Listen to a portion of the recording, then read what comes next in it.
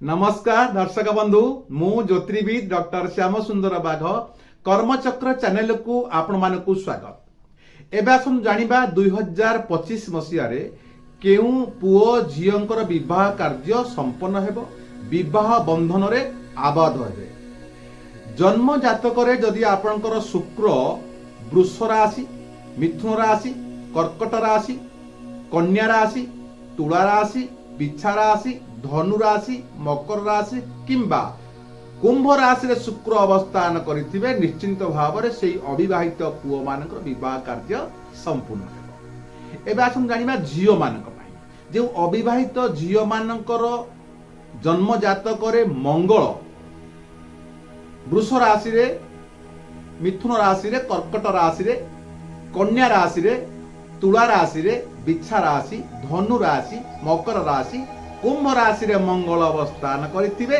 से अविवाहित झियो मानकर विवाह कार्य संपूर्ण हबो 2025 मसिया। निश्चिंत भाव रे हबो 100% हबो, कारण ए ग्रह जग आपण को विवाह बंधन रे आबद्ध करिवार संभावना रहुछि। नमस्कार।